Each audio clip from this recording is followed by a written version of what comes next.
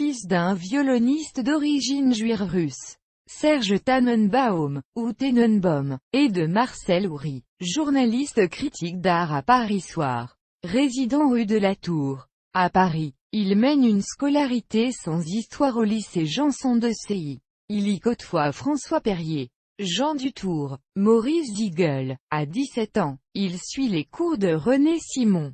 Puis il entre au conservatoire en 1938, aux côtés de Bernard Blier et François Perrier, dans la classe de Madame Dussan. Pensionnaire de la Comédie Française en 1939, il obtient son premier rôle que lui confie Édouard Bourdet dans Britannicus, en remplacement d'un acteur mobilisé.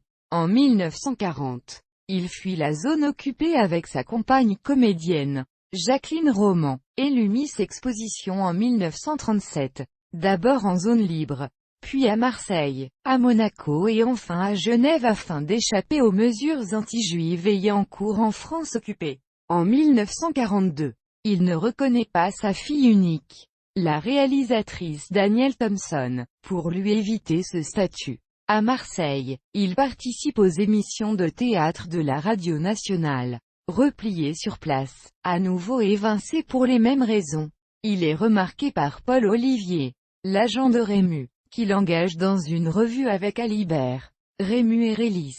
Rému le prend un temps sous son aile.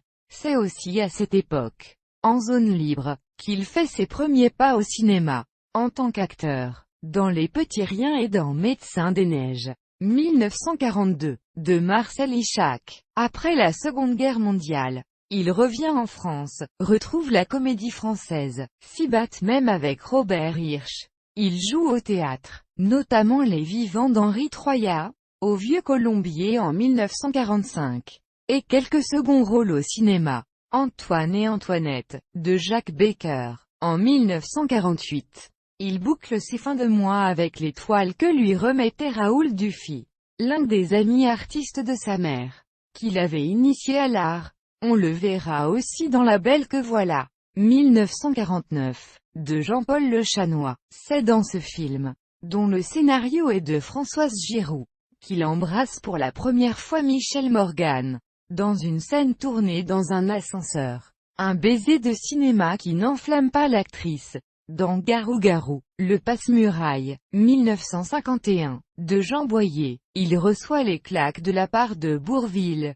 Le meilleur homme qu'il m'ait été donné de connaître, disait-il. On le voit encore dans La Nuit est mon royaume. 1951, de Georges Lacombe. La fille du fleuve, 1955, de Mario Soldati. La meilleure part, 1956, d'Yves Allégret ou encore Le dos au mur, 1958, d'Édouard Molinaro. En 1958, il s'essaie au scénario dans Le miroir à deux faces, coécrit avec André Cayatte. C'est à cette occasion qu'il entame une relation avec Michel Morgan, qui demeure sa compagne jusqu'à son décès. Retour inattendu et remarqué au théâtre pour Ruy Blas de Victor Hugo mis en scène à la Comédie Française par Raymond Rouleau, de 1960 à 1962.